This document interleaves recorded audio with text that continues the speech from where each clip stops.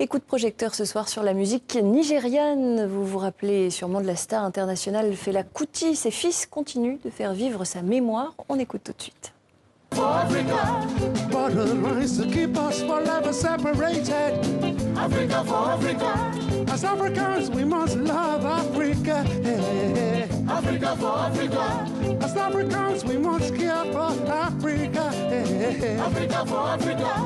Africa for Africa is the way I say. Africa for Africa.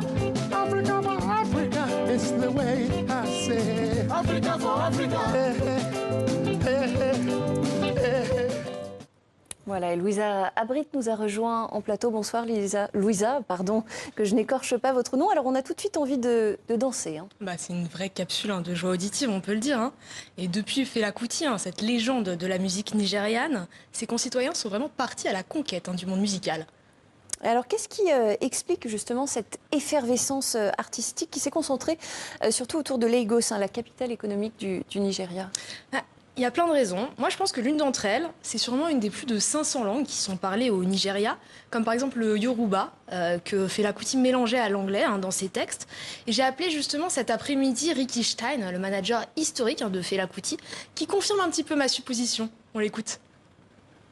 Dans chaque ethnie, ils ont leur propre musique, ils ont leur propre culture. Je ne parle pas Yoruba, par exemple, mais je sais que c'est une langue terriblement exacte et poétique. C'est une langue musicale. On peut dire un mot d'une certaine manière, ça veut dire une chose. On dit d'une autre manière, ça veut dire autre chose. Je trouve ça fabuleux, quoi. Alors évidemment, il s'en est passé des choses au Nigeria depuis Fela Kuti. Oui, on ne peut plus parler de musique nigériane sans forcément évoquer la superstar, Burna Boy. On écoute tout de suite un extrait de Bundle by Bundle.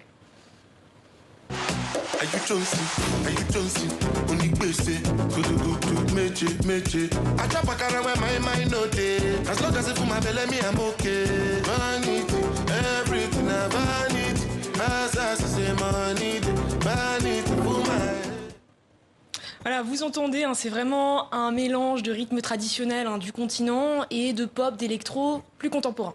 Et en même temps, il s'est quand même fait détrôner cette année Burna Boy au Grammy Awards. Oui, par sa consoeur, Tems, vraie reine de la scène, mais il cumule chaque mois quand même plus de 20 millions d'écoutes sur Spotify. C'est pas rien. Il sera d'ailleurs au concert au Stade de France, dans un peu moins d'un mois. Il me semble que c'est le 18 avril. Et en fait, l'afrobeat devient vraiment un outil de soft power pour le Nigeria. Oui, Clémentine, les artistes s'exportent très très bien à l'étranger, comme Rema. Lui, il est même arrivé dans la playlist de Barack Obama. Et une de ses chansons, c'est assez fou, chantée en duo avec Selena Gomez, une star américaine, est devenue la bande-son du mouvement de revendication des femmes iraniennes, Femmes, Vie, Liberté. On écoute tout de suite un extrait de Calm Down.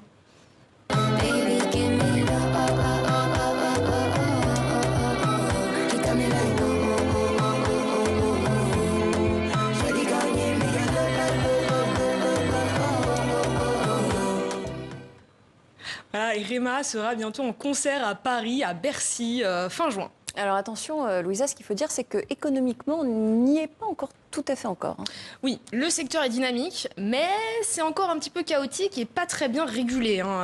Le succès des chanteurs locaux ne profite pas forcément encore à l'industrie et à l'économie du pays. Souvent, ils partent chercher la renommée et l'argent à l'étranger, comme Burna Boy. Et le label lagosien, par exemple, qui a lancé Rema, Mavin Records, s'est fait racheter récemment par Universal. Mais avant de vendre, ils nous ont quand même permis de découvrir une petite pépite. Mesdames et messieurs, je vous présente Ayra Starr. Elle n'a que 22 ans et ce qu'elle propose, c'est déjà incroyable.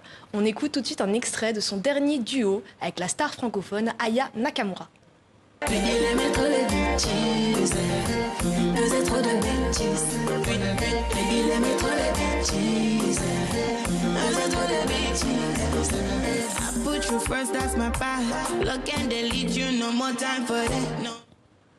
Voilà, ça s'appelle Hypé et on va streamer ça, comme disent les anglophones. Merci beaucoup, Louisa Abrit.